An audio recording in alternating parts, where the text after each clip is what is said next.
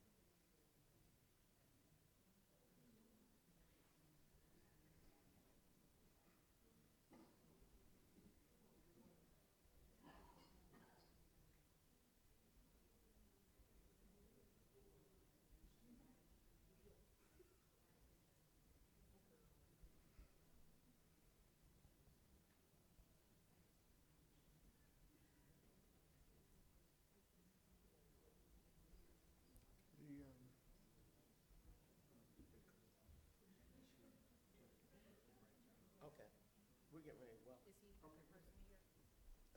I didn't see him. Nobody saw him. Good afternoon. We thank you for being patient with us this afternoon. We would like to welcome you. I am welcoming you on behalf of Trinity United Church of Christ here in Gary, Indiana, where the pastor is Reverend Dr. John Jackson Sr. And we are very pleased to bring this forum to you so that you can make a very good decision. We have a big decision to make on who will be the next mayor of our wonderful city, Gary, Indiana. And we want you to be able to ask questions that you may have and make that decision based on those things that are important to you. We are pleased to be able to co-sponsor this today with Alpha Kappa Alpha Sorority Incorporated, Sigma Phi Omega chapter of Gary, Indiana. I too am a Trinitarian, but I am here on behalf of our sorority. This and our lovely president, Miss Carissa Boatman, and our other 41 members who are not, all of them aren't present, but they are here in spirit. This falls under our Connections program, which under our Connections program for Alpha Kappa Alpha Sorority, it is our duty to inform the community of any political issues and concerns, and to just make them more aware of politics and what's going on in the community as far as elections and whatnot. So we welcome you, and we're going to get started. Where'd Tim go? He's right behind us. All right. So, thank you. Okay. Let me just say. Our moderator today is going to be Attorney Tim Wright, and he's going to give you a little background on how we chose him to moderate today's forum.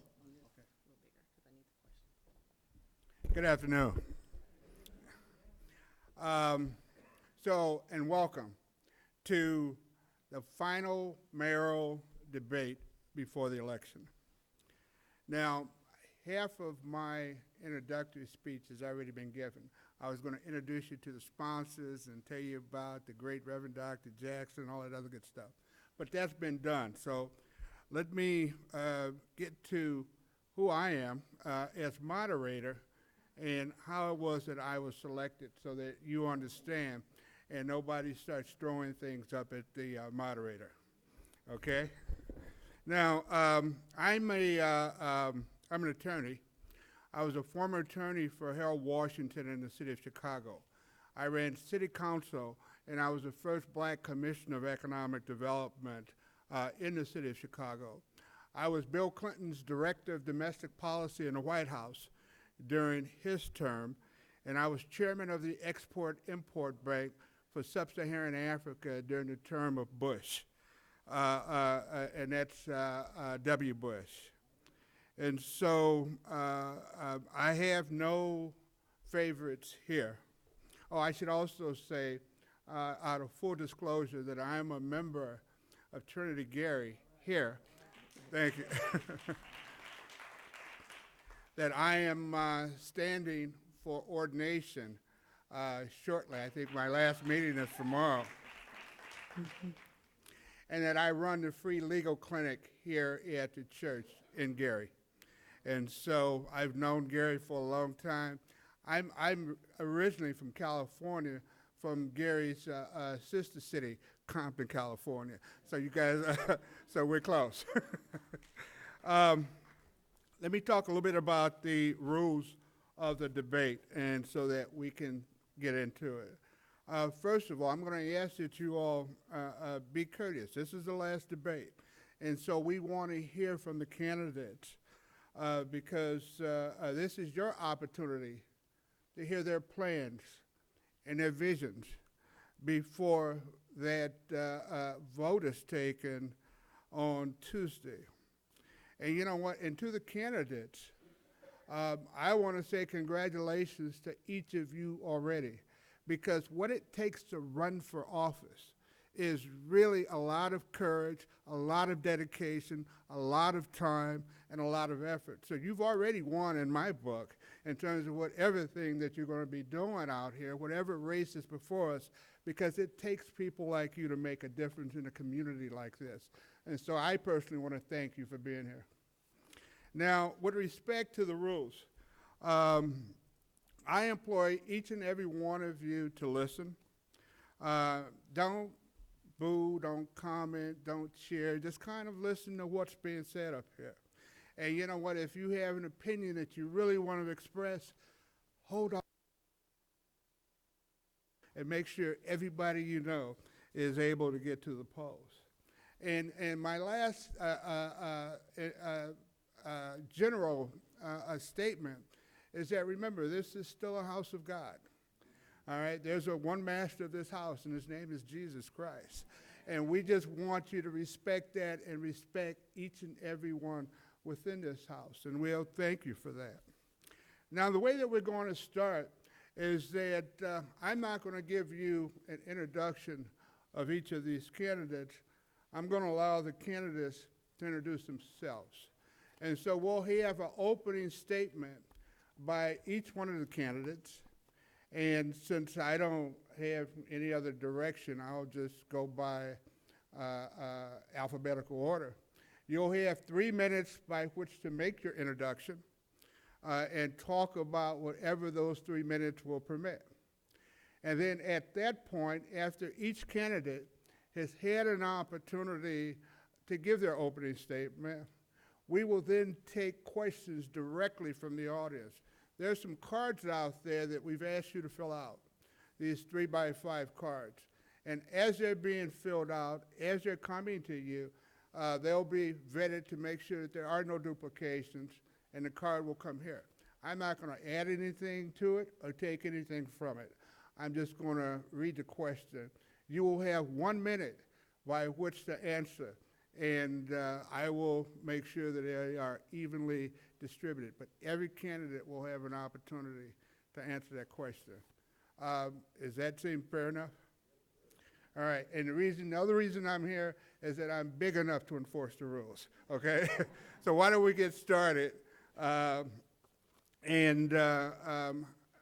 We have microphones here. You'll see your placards there. I'm not forcing you to sit there. You can sit where you will.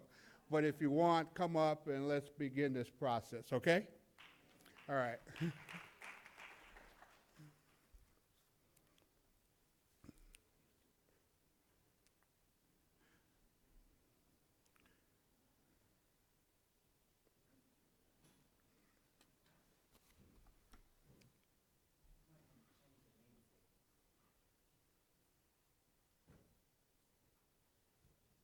Okay, so I guess in my system of alphabetical order, I suspect the first candidate to introduce themselves would be Jerome Prince.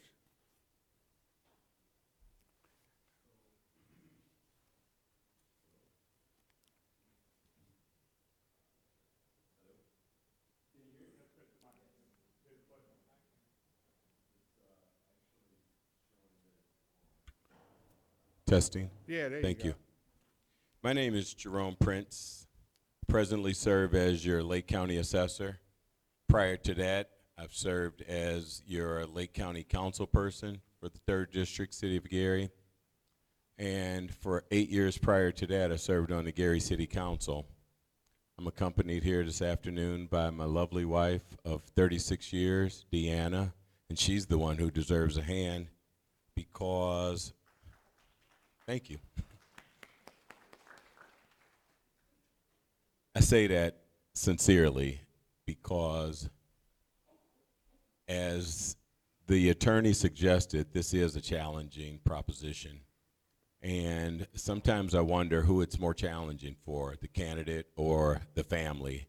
And for the past 12 weeks, I would suggest that it's certainly been slightly more challenging for Deanna, and for her patience and her assistance and her love, I appreciate her dearly.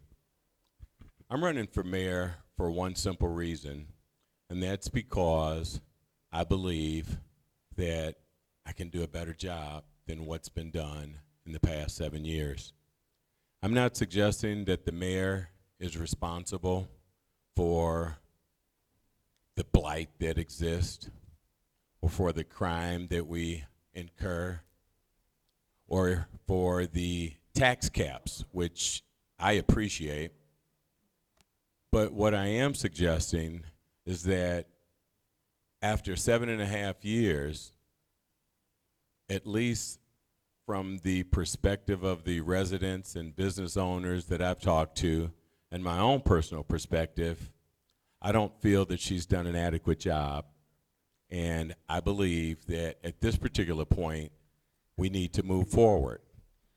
It's been suggested that to change the course of direction at this particular point is not in the best interest of our city or the residents, and I certainly don't aspire to that. Everything that I've talked about has all been surrounded around 3 pillars, and it's not based on simply my perspective, but the perspective of the residents. And that is that we need better fiscal management. We need better management of our resources. We absolutely need to improve our public safety. And for God's sake, we need to clean this city up. Thank you. Thank you.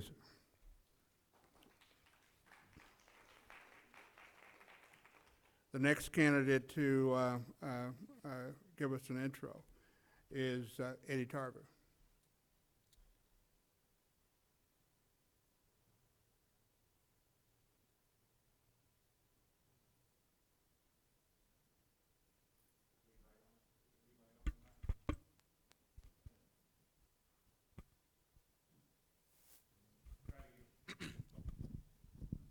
There we go. Thank you so much. My name is Eddie Tarver Jr., and I wanted to start by first honoring the people that are here as far as this panel here. They have been very diligent, and I especially want to point out the strong women on this panel. You're talking about some women that can battle. Lavita Sparks Wade and Karen Freeman Wilson, I want to commend you, as well as, of course, Jerome Prince. I want to make sure that we give it up to these young ladies who have really been assertive in ensuring that we get the information out, and they have been battling, and it makes me so proud to see that in my community more particularly. I'm running for mayor because I have noticed that there is no concern for how we grow from what we've lost in U.S. Steel. We have 15,000 median income in our community right now, which is an indication that the real struggle is the people. We seem to forget why government exists.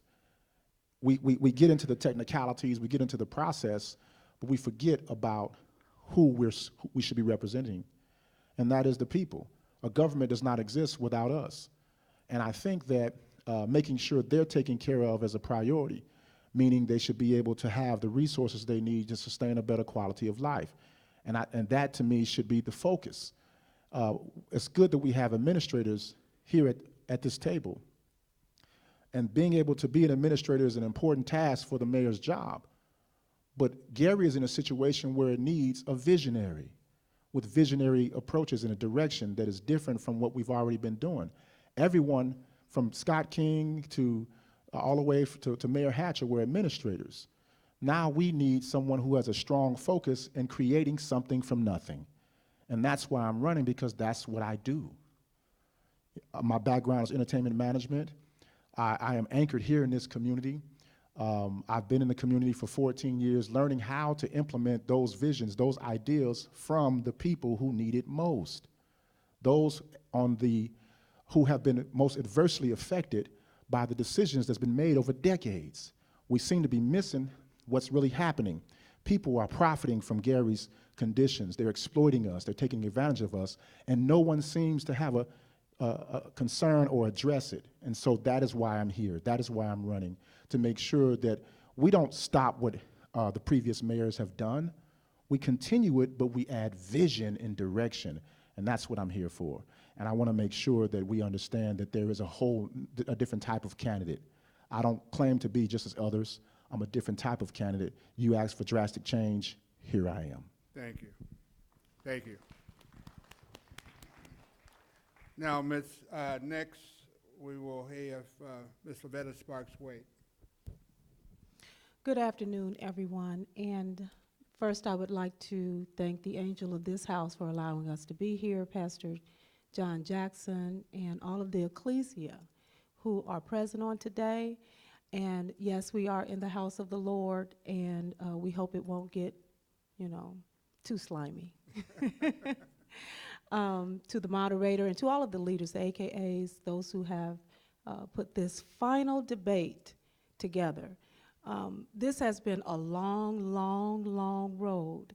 And for each of these candidates up here, as Mr. Tarver indicated, it's not an easy thing to be prepared for every debate, to every speaking engagement, to knock on doors, hit the streets.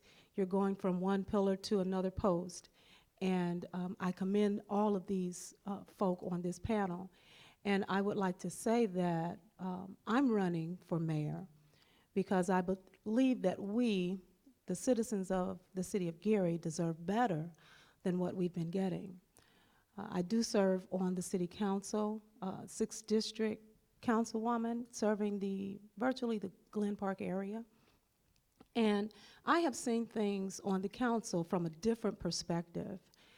Prior to my becoming a city council person, I would attend the city council meetings and I would ask questions as to, why is this particular situation happening and why wouldn't we go in this direction?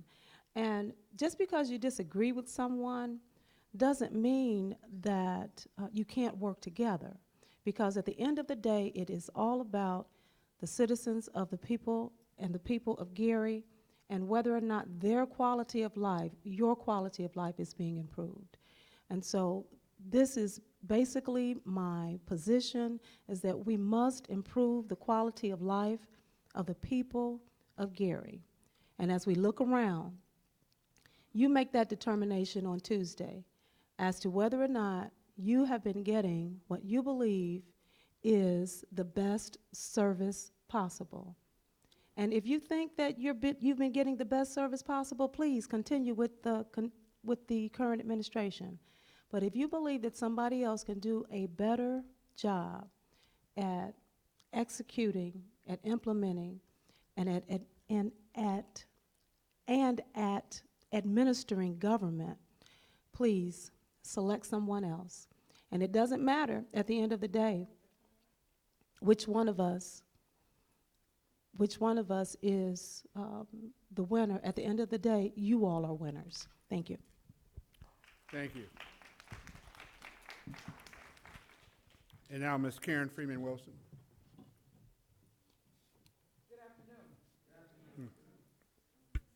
Mic all the way on. First to Pastor Jackson and to all of the members of the clergy who are here, to the Trinity United Church of Christ family, as well as to our president and the members of Alpha Kappa Alpha sorority. I was neutral, I did not wear my red. And to all of the members of the public who are here today, it's an honor to not only join you, but this panel of candidates. My journey to the mayor's office actually started a little over 50 years ago, not very far from here.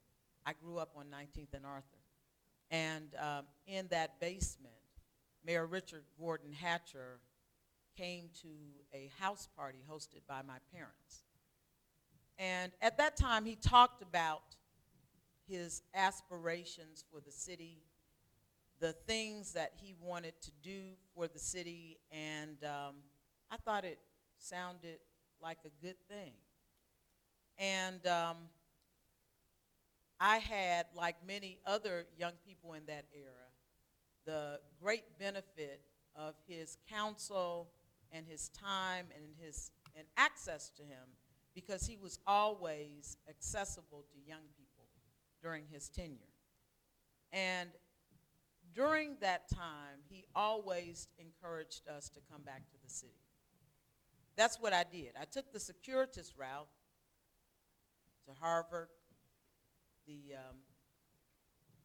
Attorney General's office, to the city court, Civil Rights Commission, but Gary was always front and center in my mind. And so when I finally got into the mayor's office in 2011, I saw, the analogy I used, it was like climbing out of a hole, because there had been decades of disinvestment. It was disinvestment because of the decline of manufacturing in the steel industry, disinvestment because the state had turned a blind eye of spending our tax dollars in the city. And disinvestment because there had been changes in the federal government, and again, our tax dollars weren't returning. And so we spent a significant amount of time climbing out of that hole.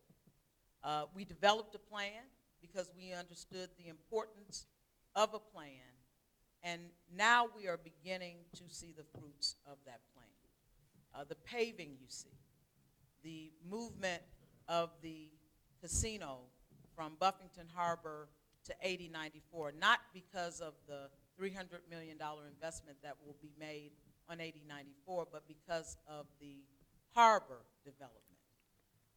We'll talk about it during the course of this afternoon, but the last thing that I would say is you have to have a plan. Thank you.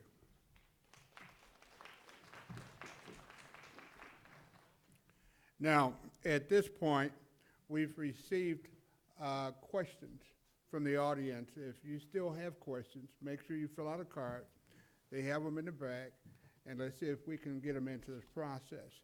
The rules here is that I will call on one of the candidates.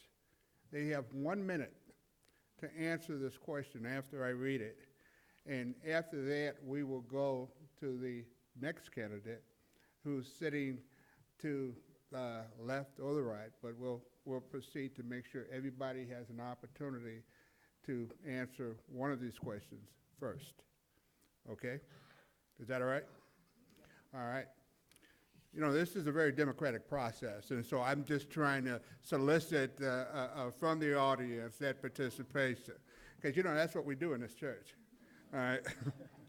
First question, and I'll direct this question to Eddie Tarver. And from the audience, investment requires some expectations of change. What will your administration invest in to change the city?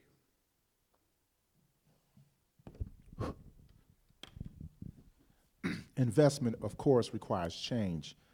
The problem that we're having currently is that we depend on grant dollars, which cannot possibly invest in our community. It cannot give us what we need. It is a dependency state of existence. What my administration proposes is using what we already have in our community. $79 billion is already being brought into Indiana for life sciences. $5.5 billion is already being generated for payroll. Indiana is number 2 in the entire country for exporting life science material or merchandise or product. What I propose is that we put our people back to work by investing in them, and they invest in the community by creating such a stable project, because we lost what U.S. Steel used to provide, which was stability in our job creation, training, and so forth and so on as an anchor. I introduced an economic development plan. I labeled it and marketed it as a 5,700 jobs plan, but it's actually the Gary Life Science District. Thank you. Time, thank you. Next, if you need me to reread the question, just say so. But next is Ms. Levita Sparks-Wade. Investment requiring change in how we administer our dollars. We have a lot of investors. I speak with businessmen, businesswomen who would like to plant their business in the city of Gary, but oftentimes they run into the red tape that is at City Hall, the various departments that they have to work their way through to find the direction that they need to go in. It's a maze oftentimes. Go upstairs, come downstairs, go upstairs, come downstairs. And we will be streamlining that process. Not only will they be able to come to City Hall and expect to be able to get their business license or whatever requirements that they have, but they will also be able to get it in a one-stop shop so that the process is streamlined. Thank you. Thank you. So my investment will be in the citizens of Gary and ensuring that every dollar that's spent in the city is translated into some type of benefit for the residents. That's what the citizens desire. Also, we're going to invest in a realistic plan in which we can attain, such as our infrastructure, our public safety, and the proper uses of our revenue. That's where the largest investment. Most of all, I'm going to invest my time and engage with persons who can help us. We need help, but we also have to acknowledge that that help has to come with accountability. So the largest investment will be in the image of our city and how we administer government. Thank you. Thank you.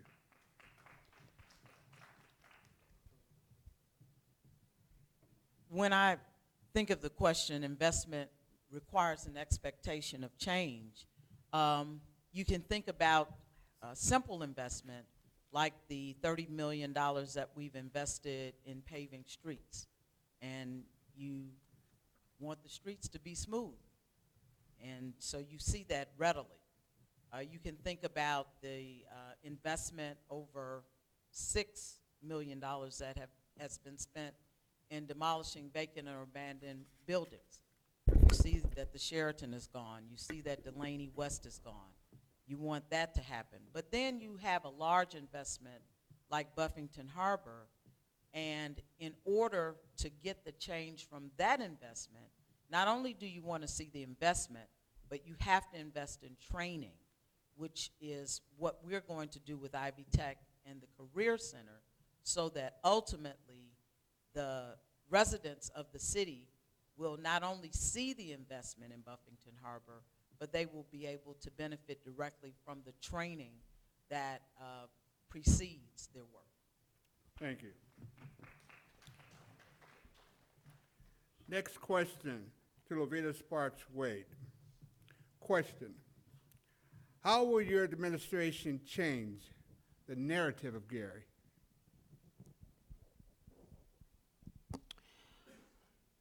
The image of Gary is one in which we are not at this present time very proud of. And so in order to change that narrative, we have to change our image. And we do that by, first of all, getting back to the basics. And we've been decrying this since the beginning of our journey on this campaign trail, cleaning up the alleys, the abandoned buildings, making sure that our public safety department is equipped with what they need to do their jobs, fully staffing our police and fire. Oftentimes our fire department and our police department aren't equipped with the things that they need to carry out their job. So we want to make sure that at the end of the day, when people look at Gary, they see a clean, safe, prosperous city. Thank you. So I believe the narrative begins with the residents of the city because it's their narrative that we should be most concerned with. And to do that, I believe it starts with our leadership. Our residents have to feel 100% confident that their leader is working in the best interest of them. And according to what I've been shared or what's been shared with me, that simply isn't happening. We aren't necessarily blaming all the conditions that exist on the present administration, but what we are saying is that citizens want to see more of tangible change, things that they can actually feel. When they ride down the streets, they want to know that they won't damage their vehicles. When they look through the neighborhoods, the blight that's been addressed, they want to see it in a more concentrated effort, and they also want to see things that replace the structures that have been demolished. And so when I talk about, or when we speak about the narrative, I believe that we should be concerned with the narrative that the residents will articulate, and that's how you start to change the city. Thank you. Thank you. When I think about changing the narrative of the city, it starts with leadership. During the course of the last 8 to 12 weeks, there has been a concerted effort to highlight those things that are not right. And I understand that that's what you do in a campaign, but we've almost bought into this negative story about Gary, that the only good neighborhood in Gary is in Miller, that the only positive things that are happening in Gary, that there are no positive things in Gary. You ignore the West Side Theater Guild. You ignore the achievement that is going on in the area of STEM. You ignore the paving and the demolition and the investment, over $1.5 billion in investment. And so while I understand that you acknowledge the things that you need to be done, I think it's also important to talk about the things that are done, because that's really what gives residents hope.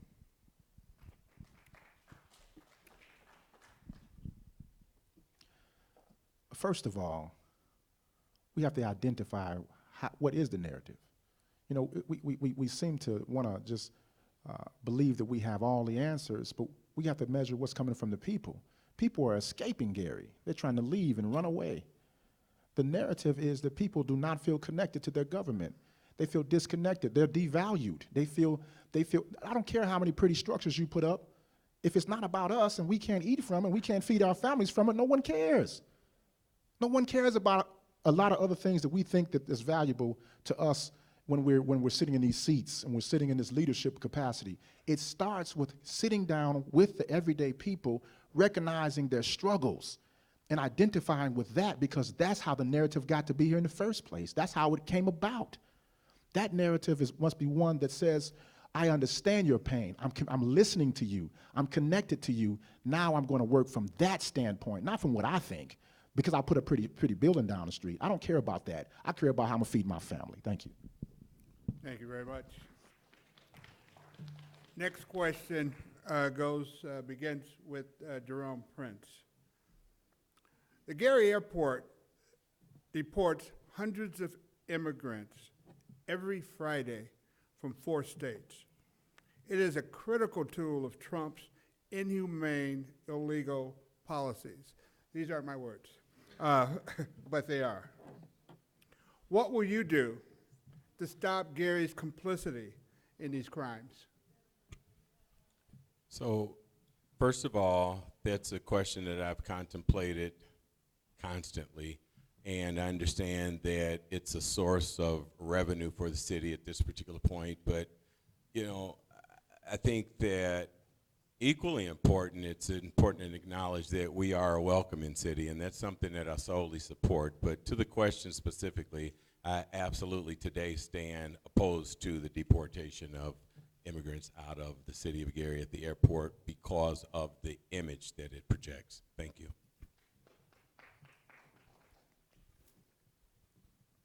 I don't think anyone has been more of a vocal protester of the president's immigration policy than I have. At the same time, I understand that the work or the deportation that is being done at the airport is a result of private contractors. What we have asked and what we continue to explore is how do we limit the ability of private contractors who contract with the federal government to engage in that activity, and how do we do it legally and remain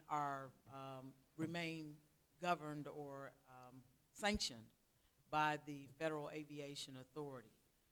It's not as easy as just waving a magic wand or saying that you don't support it. You have to acknowledge the federal government and their ability to contract with private tenants at the airport. Thank you.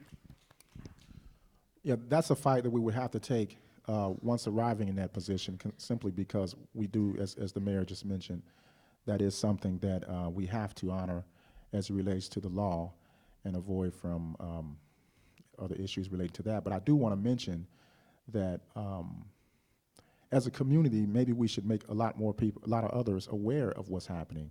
You know, inform them, arm the citizens, be a part of the community. Leadership should not be out front in that respect. It should be behind the people. You know, people always say, well, why don't you get behind this person? Get behind the mayor. Get behind. Why aren't those individuals behind the people? And that's what this should be about. And we have to change how we even view the political process. As we do that, we're able to arm the individuals with all the information they need to know, and that can put the kind of pressure we need on the federal government to do right by human beings. And that's what this is about. Government must serve. If it's not doing that, why does it exist? Thank you. When the GEO group came to the city of Gary wanting to plant an immigration detention center here, I was torn between the income that it would bring into the city and the injustice that families experience as a result of being separated when they are brought into the detention center. And these are the difficult decisions that elected officials must make. I decided that I was going to be against it because the people came out in droves and spoke against it.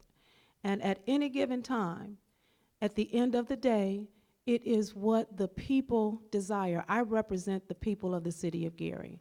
And if they are against immigration, leaving out of deportation, leaving out of the Gary airport, then so am I. Thank you. Thank you.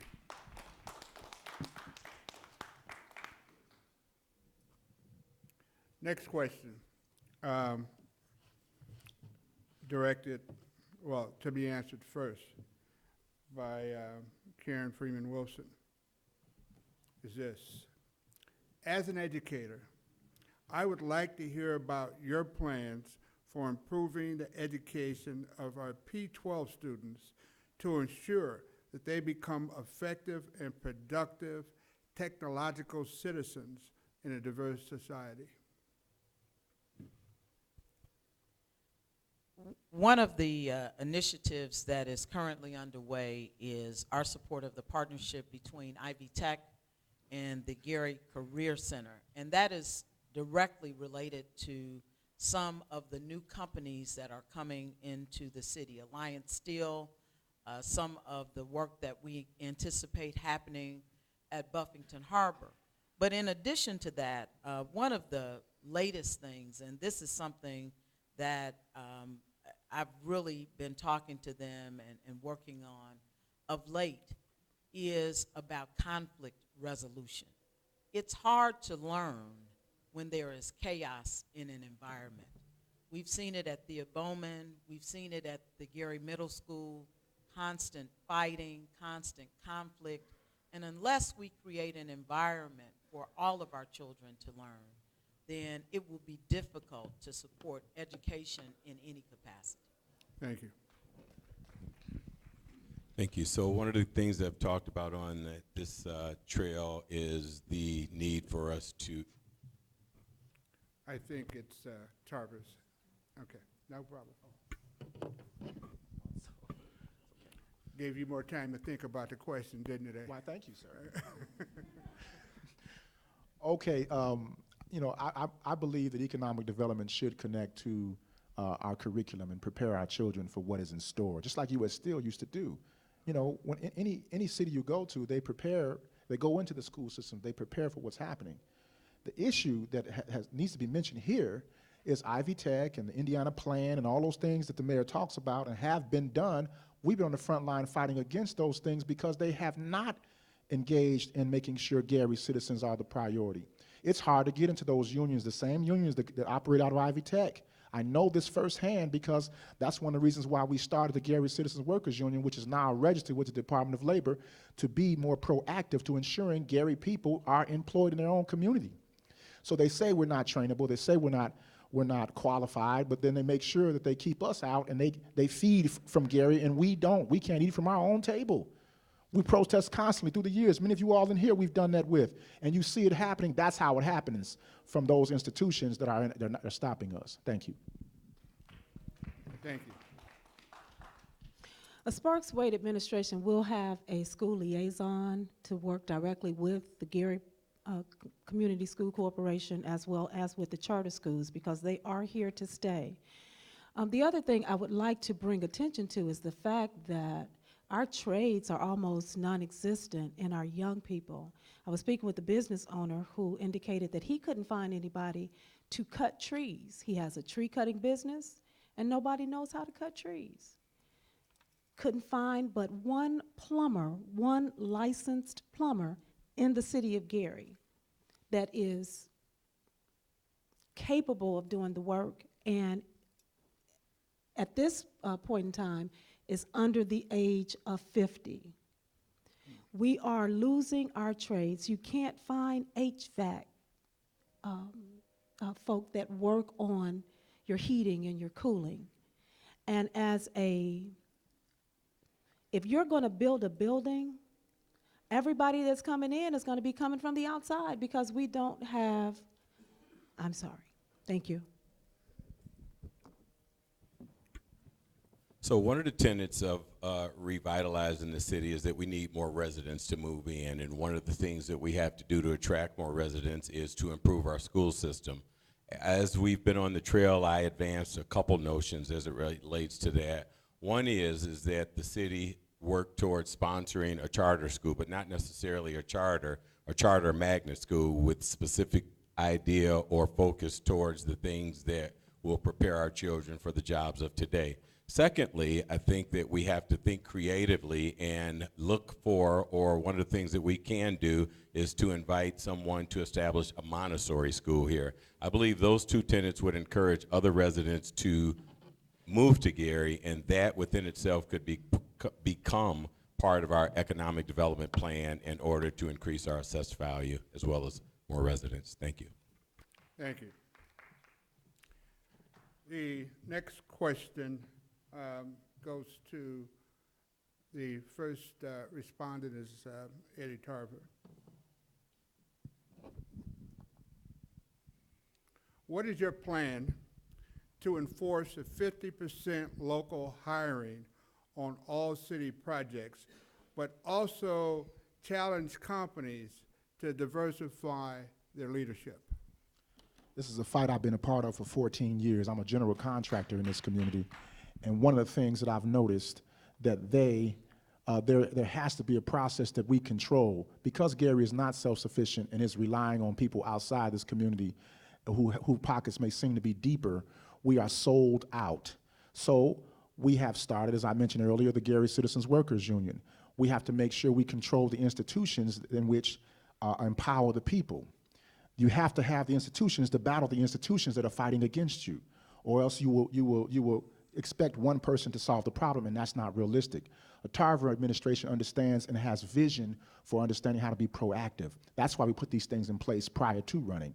Anyone that's running must understand that this is one of the biggest issues. Employing our people, making sure that there's work for us. We're going to enforce 6972, even put more teeth in 6972, which is an ordinance to make sure that I hire 100% of Gary people right now. It is not true that they are not qualified. It is not true that they don't exist in terms of building. We know how to get it done. Thank you. Thank you. So the city of Gary has a compliance officer who is charged with ensuring and enforcing and I believe it's a little bit more than that, if I'm not mistaken. It might be even on the edge of 66%. And oftentimes sometimes we can't get the agreement because, well, not the agreement, but we don't enforce the agreement because the company has been on the job for a while, and we don't go back to that job to make sure that they may have hired in the beginning, and then we don't monitor them to ensure that that compliance remains. And so my administration will monitor on a significantly more timely basis and more often than is being done right now. Thank you. Thank you. So yes, we know there are local ordinances and there's state regulations as well as federal regulations that relate to employment and hiring practices.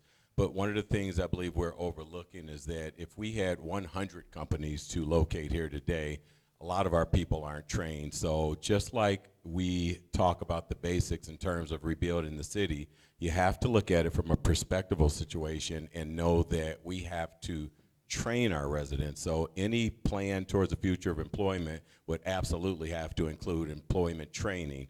One of the things that we need to do in order to get the people trained, though, you can't just say that, is you need to share the information with them. There is a packet right now that exists that I have with me. We're looking at it and reviewing and trying to find a way that we can share this information with our grade school and high school kids in order to be trained better. Thank you.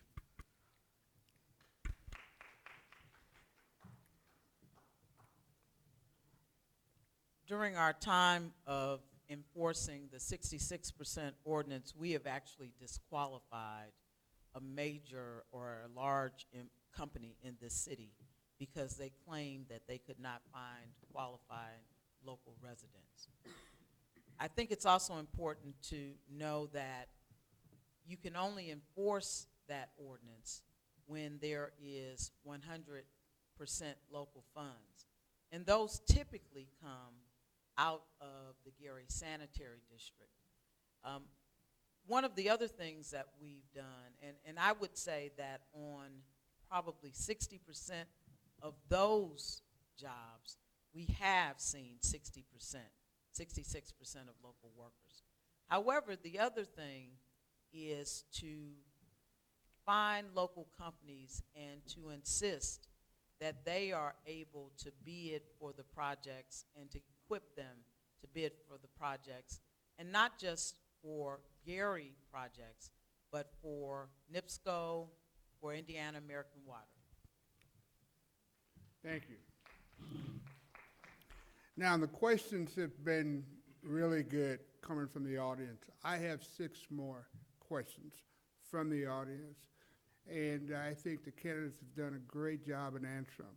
How do we feel about this? We ready to go ahead and finish those 6? Okay. My next question, and this will begin with Levita Sparks Wade.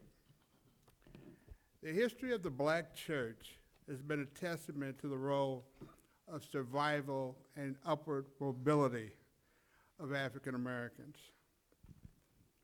How do you see the role of churches in the economic development of Gary, and how would you encourage it? Black churches have partnered with the city of Gary, and I expect that partnership to continue.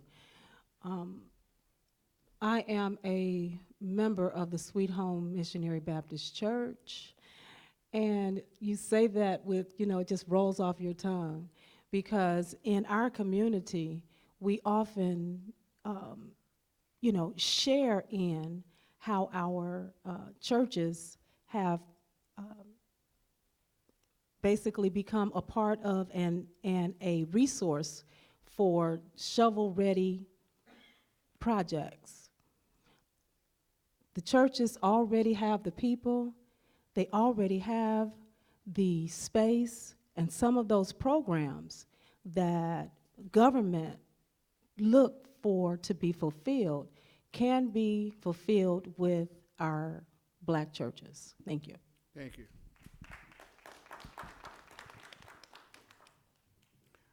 Brother Jerome Prince.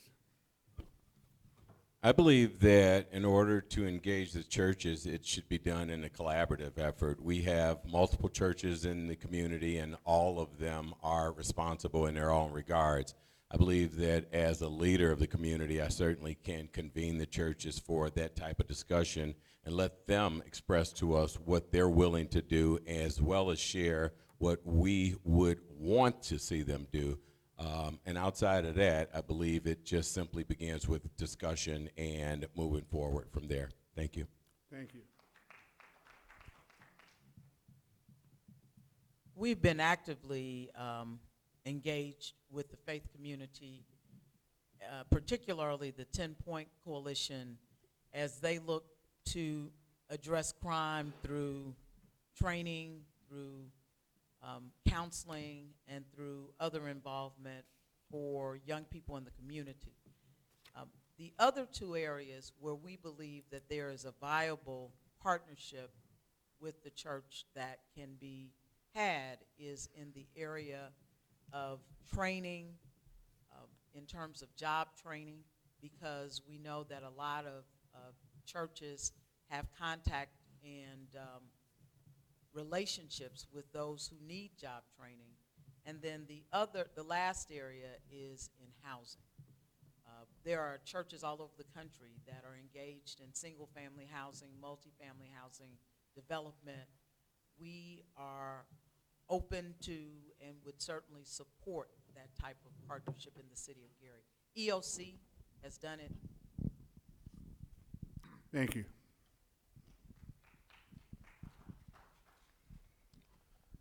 Under a Tarver administration, we're all about empowering. And, and part of that simply means that, you have to allow the pastors and the faith-based community to do what God put them here to do. And that means you allow the resources to come through you so that they can do what they need to do. That's in their prison ministry. That's in the access to maybe a job board, all these sort of things that they're already doing. Allow them to do what they do and get out of the way. Because that's one key thing that we try to oversee and control whatever's happening in our community. In reality, empowering doesn't mean control. It simply means allow us to grow to our greatest and fullest potential, the way God intended for all mankind. That's what this is about. Community must function in that way. We're losing sight on what's really important. We're abusing government because we let our egos and our arrogance get in the way. Let us work together harmoniously and allow the pastors, the ministers of all sorts, do what's necessary, and we simply provide the resources for it to be done. Thank you. Thank you. The next question will start with Karen Freeman Wilson. How will your administration engage the citizens of Gary between the ages of 8 and 45? Our administration has engaged the citizens between the ages of 8 and 45 in a variety of ways. A lot of the work in terms of Gary for Life has been with millennials. Now, 45 is a little high for that age, but I think that would still be appropriately. Specifically, Aaliyah Stewart is a young woman who is interested in starting a youth center, and we are supporting that effort that is specifically related to gun violence. The other is that there's a new organization called the Black Organization that is a group of millennials that we have looked to partner with. Eddie Tarver, please.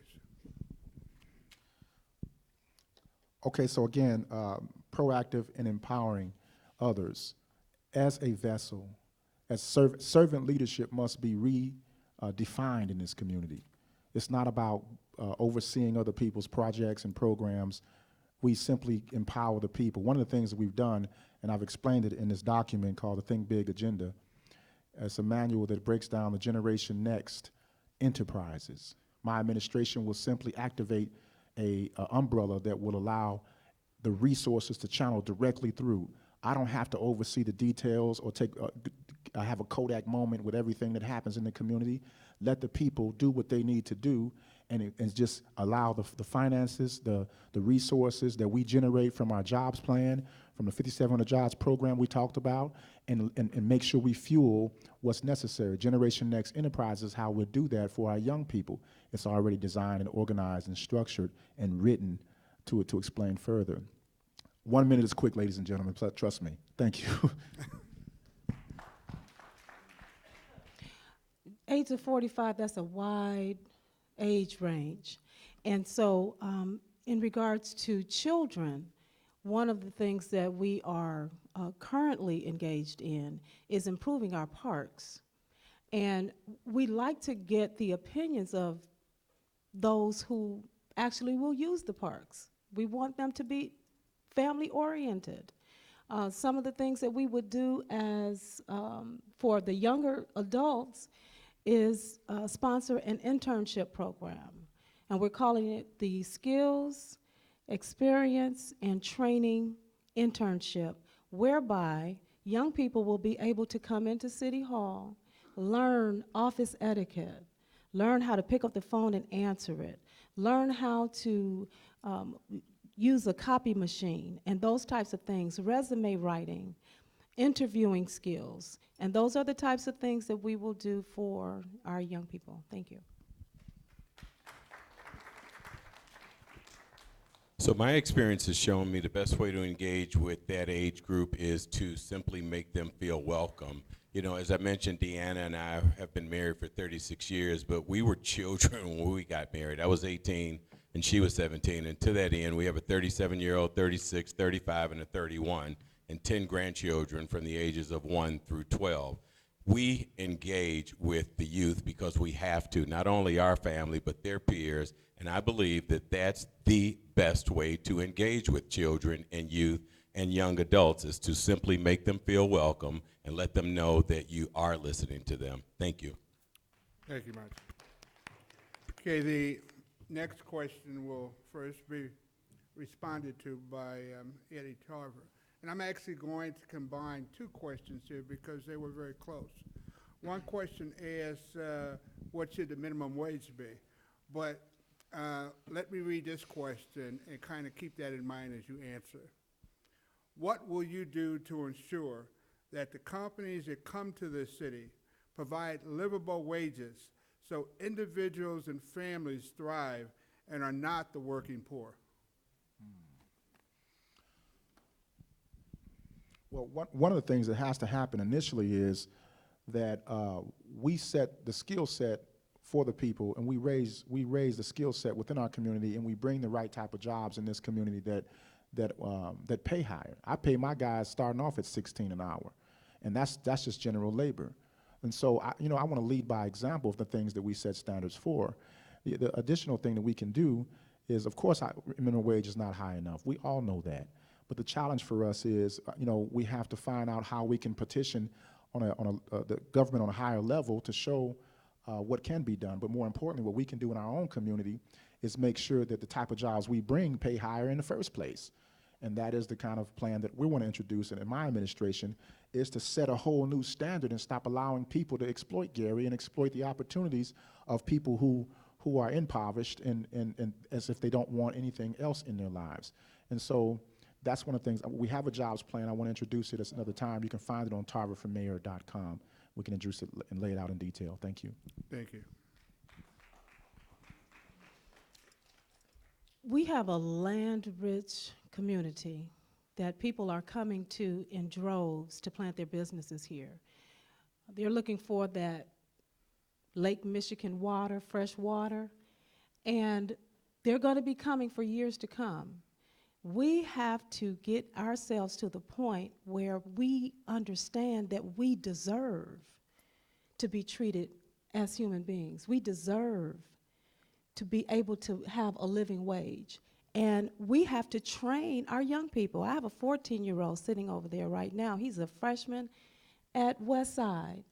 And he is ready and willing and able, looking forward to going to college. But if he does not go to college, he's going to have to pick up a skill set. He's going to learn how to do something, braid some hair or something, and get paid for it. My mother taught us how to hang wallpaper, lay carpet. Okay. Was that me?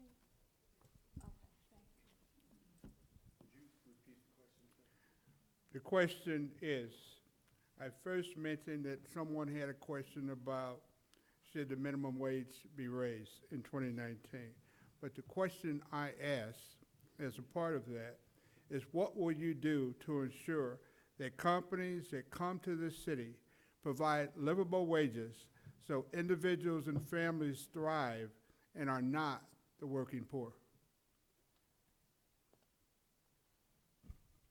So I'm not certain that you can dictate the wage that the companies provide, but as I believe I heard one of the panelists or one of the guests here suggest, that it's indicative of the type of businesses that we bring. And so as part of it, we certainly need to look for other opportunities where we can invite companies who can pay a living wage or higher to our residents.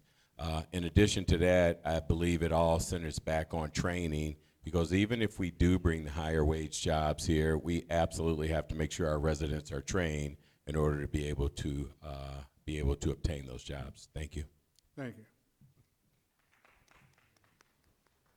I support a minimum wage of $11 an hour. In fact, we instituted that in city government. I have struggled with companies that have come to the city who have not necessarily always wanted some type of incentive, but want to bring a new business to the city that does not pay $11 an hour and that may pay less. And we have welcomed them because we understand that people need jobs. At the same time, of late, we have seen higher wages. Amazon, $16 an hour. Fulcrum, $30 an hour. Alliance Steel, $31 an hour. TMB2, $18 an hour. I think that it does center back on training, and that is why we have engaged in this partnership with Ivy Tech, with the Career Center, so that people are ready. Thank you.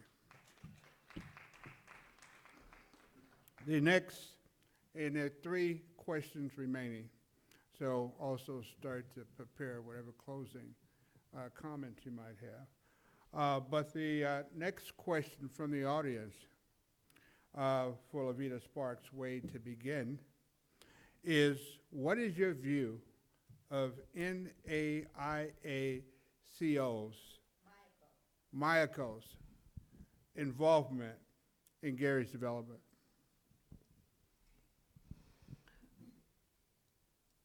The Redevelopment Commission had a meeting in the summer of 2017, I'm going to say, on a Friday afternoon while everybody was on vacation to make the final determination as to whether or not Mayako was going to have a contract. I was out of town, so I couldn't attend. I believe that sometimes we have those pie-in-the-sky plans that if we were to think them out, that we would make a different decision. Gathering over 3,000 properties to give to Mayako, I believe is problematic. And unless we, especially since Mayako was not a company that was formed in the city of Gary, I don't want the Daily Machine to take over the city of Gary. And I would like for Gary residents to have the same type of opportunity that Mayako had. Thank you.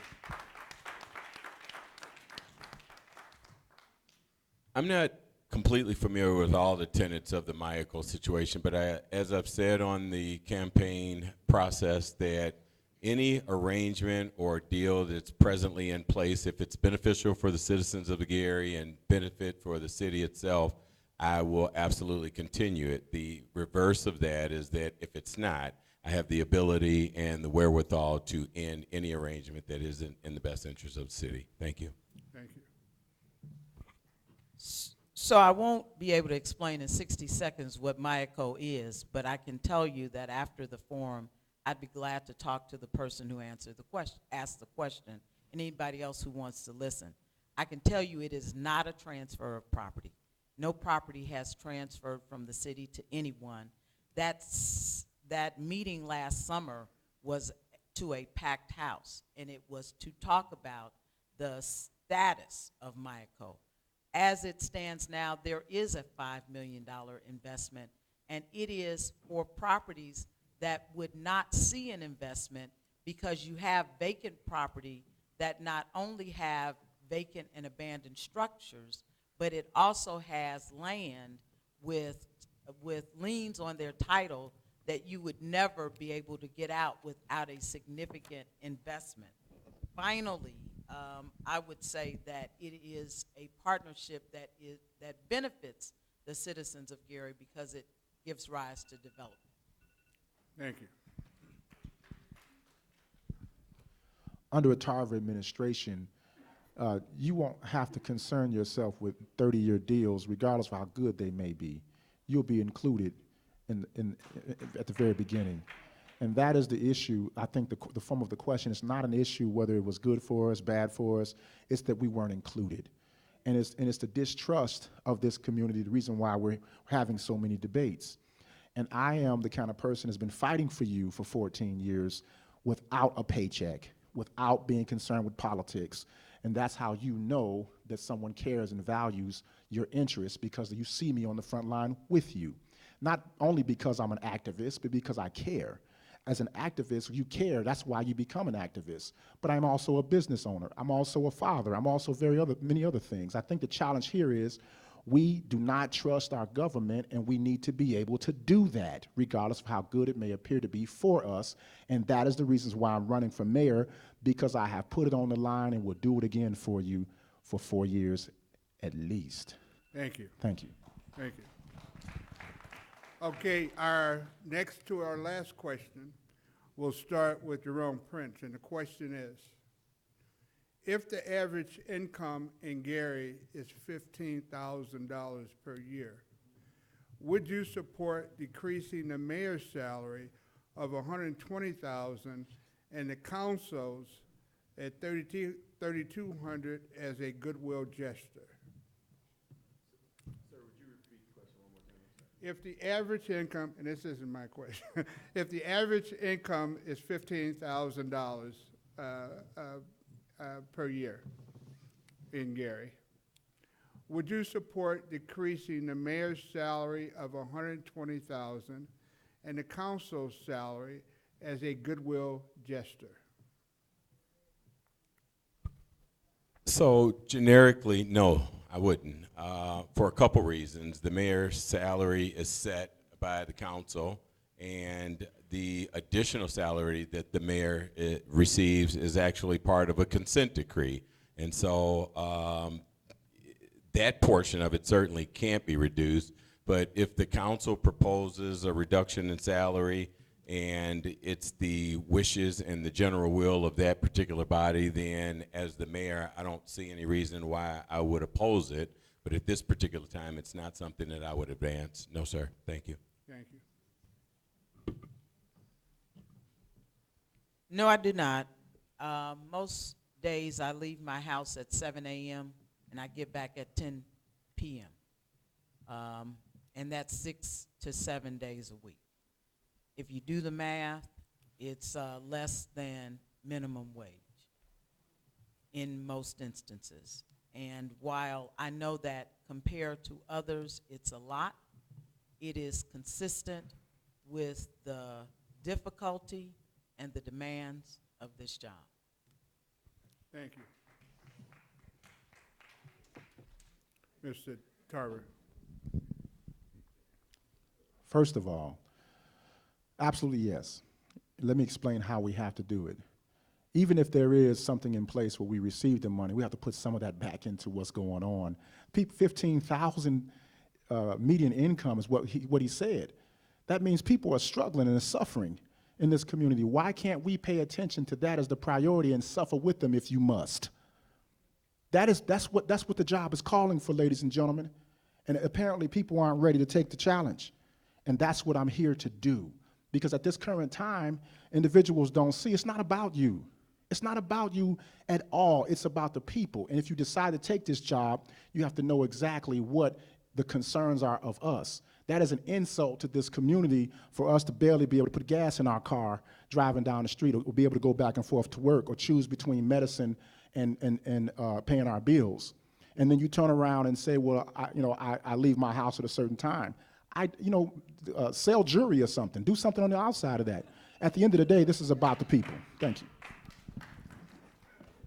Thank The mayor's salary is actually $142,000 annually.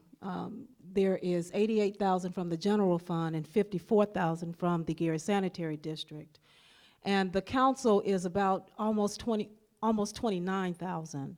And yes, I would support a reduction in my salary. I believe that you have to lead by example, and if we're going to cut everywhere else in order to get our budget, our debt down, you have to start with yourself. And the additional salary from the supplemental salary is what I call it from the Gary Sanitary District is not necessarily a part of the consent decree. The consent decree says that you have to have a special administrator, but you can appoint anyone that you want to fill that position, and that is what I, as your next mayor, is going to do. Thank you. Thank you very much. Our last question, and I hope you are ready for this. This is our last question. You're going to have to figure out something else to do when we're done here. All right? We will have closing statements from each one of the candidates of 2 minutes apiece before we end this thing. But our last question, and it will be answered first by Karen Freeman Wilson, is this. The election is over. How do you feel your administration could capitalize and utilize the talent at the table with you today? And will you? Should I repeat that question? You guys didn't hear that. It's not my question. Whose question is it? Put your hand up. Now, when the election is over, how do you feel your administration could capitalize and utilize the talent at the table with you today? And will you? Over the course of our time together, I've heard some great ideas.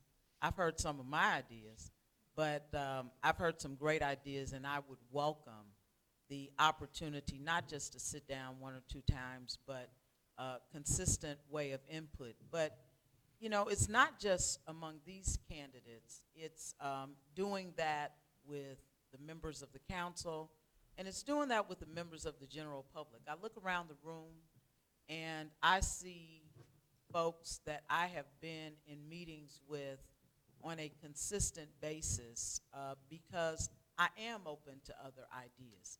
And I think one of the biggest challenges is to make everyday citizens feel like they are a part of government. And I would recommit myself to doing that. Thank you. Yeah, over the No, past. Mr. Tarver. It's okay, man. It's okay.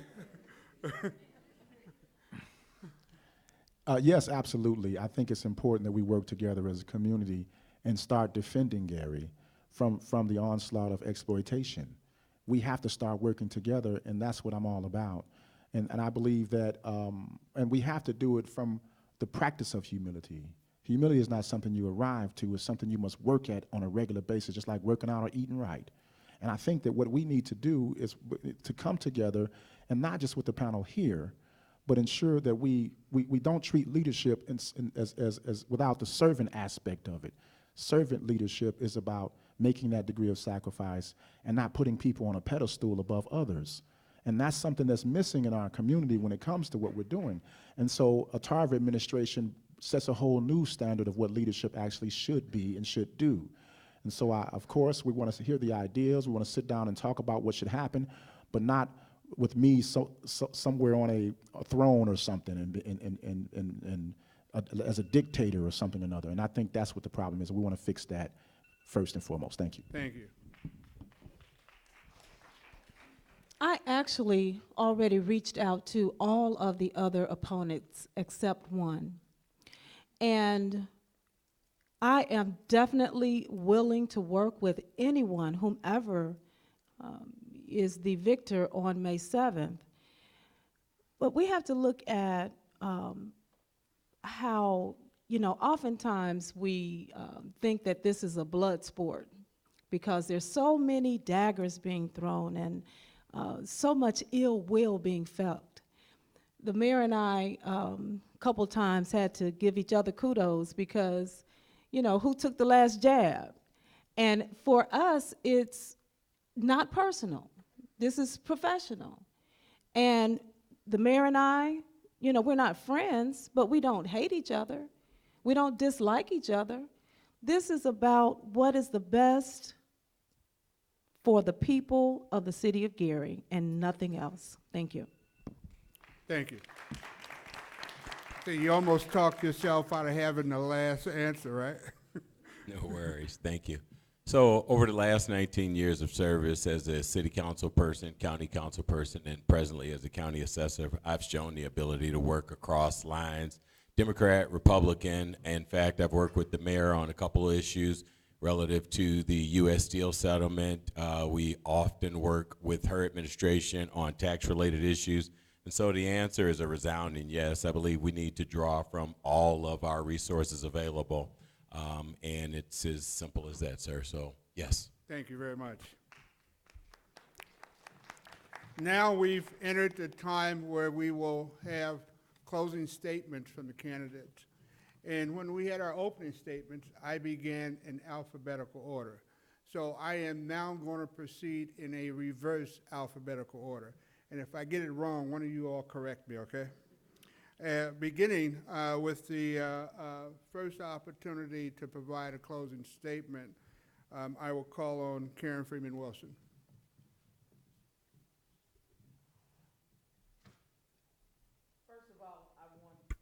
First of all, I want to thank the sponsors of this event again. I also want to thank my husband. Jerome made me look bad, so I wanted to just indicate how much I appreciate his support. You know, here's the thing that I would say. We've been through 7 or 8 forums, debates, and it's not what we have heard, because we've heard a lot. But what we haven't heard from any of the other candidates is a clear and concise plan about how we are going to move the city forward. We know what the problems are. In fact, I agree with many of the problems that have been stated. But what I have given, and what you can see not just on our website or the city website, but on the White House website, on Strong Cities, Strong Communities, is a clear plan that has been implemented. The demolition of the Sheraton was a result of that plan. The demolition that you see downtown on the 500 block and other blocks downtown has been a part of that plan. The demolition of almost the entire block of Virginia Street, the 800 block of Virginia Street, has been a part of that plan. And it never goes as fast as any of us want it to go. But I think you have to measure that against decades of challenges that we have seen in the community. The building of IUN was a part of that plan, and the other surrounding development. And finally, the move of the casino isn't just a part of our plan, but it was a plan that started under Mayor Clay that is finally being realized so that we can develop Buffington Harbor so that all of the people will feel the results. Thank you. Levita Sparks Wade.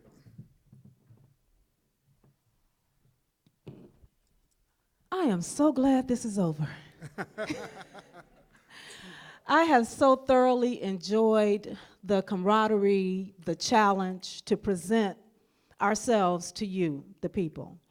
At the end of the day, the most important responsibility in democracy is voting, is representing your interests at the ballot box.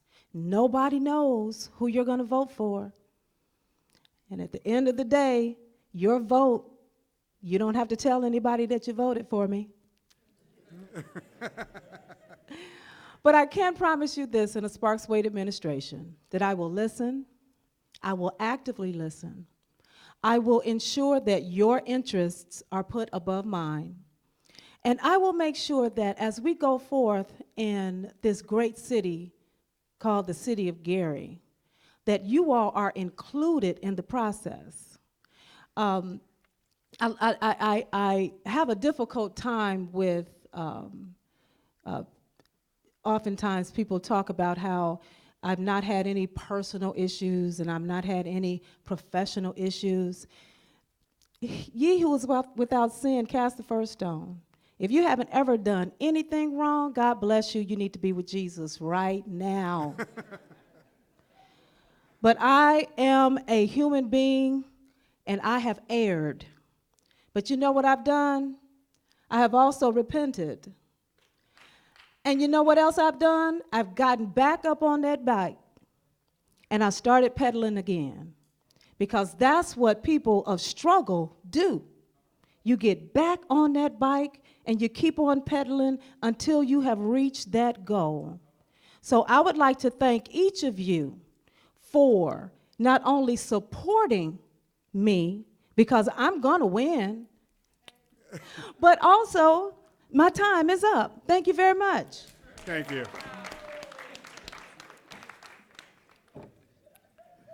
Next, we have Eddie Tarver, please.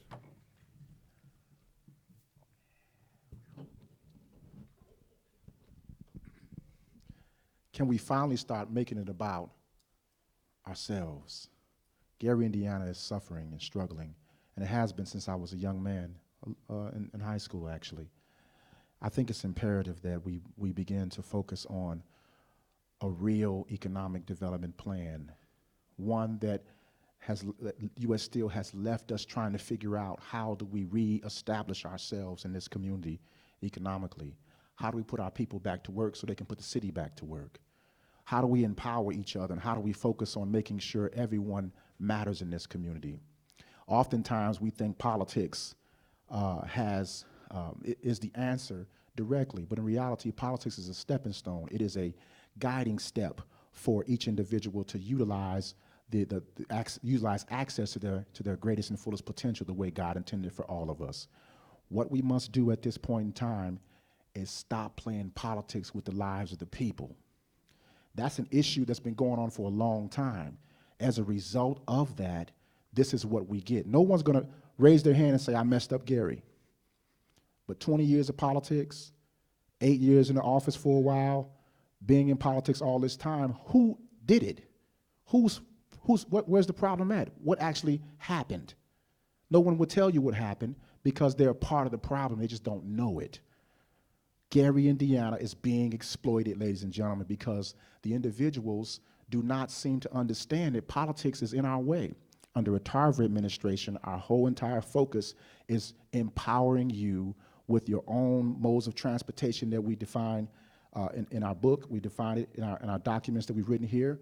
We define it in an economic development plan by creating a new industry for this community. We don't have to start from scratch. The state of Indiana is already moving forward with billions of dollars moving in this direction. All we want to do is put that impact back to the people. Thank you.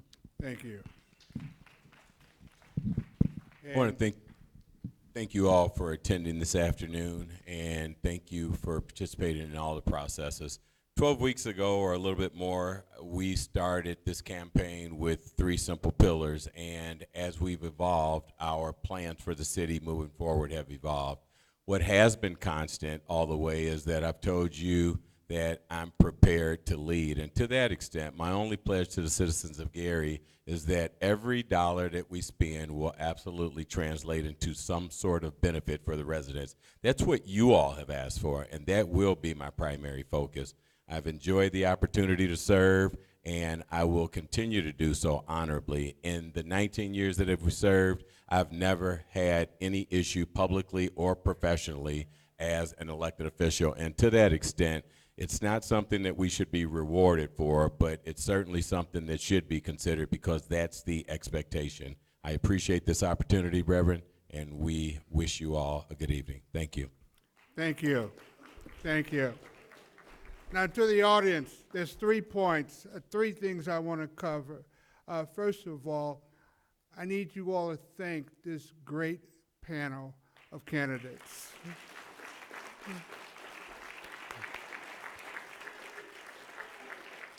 Gary should be proud. I've moderated 2 debates in Chicago, and you guys know what that was all about. I moderated 2 of the debates in the runoff. And so 2 things that I will say, if I can make these observations. You have a hard choice to make on Tuesday. But I know that you'll make that choice by going to the polls and getting everybody to the polls to vote. That's the most important thing. Second point I want to make is, like I said, I moderated 2 debates. And in either of those debates, I have not seen the kind of enthusiasm in Chicago that I see in Gary today. So I think you guys owe yourselves an applaud. You know, the most important thing isn't the election. The most important thing is what comes after the election. And that requires you to be out there pulling for every step. I'm for Gary. I don't live in Gary, but I worship here every Sunday. And I worship here because I see what Gary can be. And I just want to thank you all for having me in this presence so that I can be with you. My last point is that before as I began the introduction, I told you about that clarion voice for God's justice in this world. Well, he's arrived. Dr. Jackson, could you send us off, sir?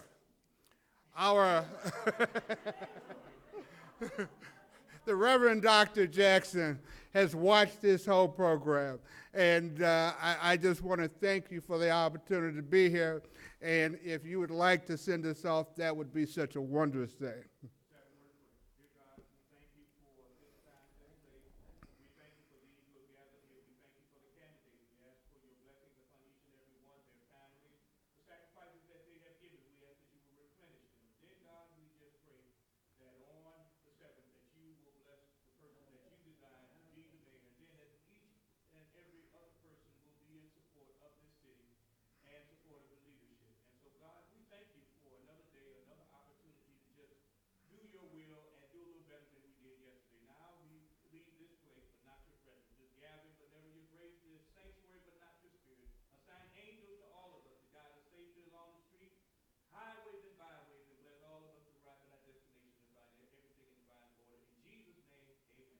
Amen. And thank you, Sigma Phi Omega.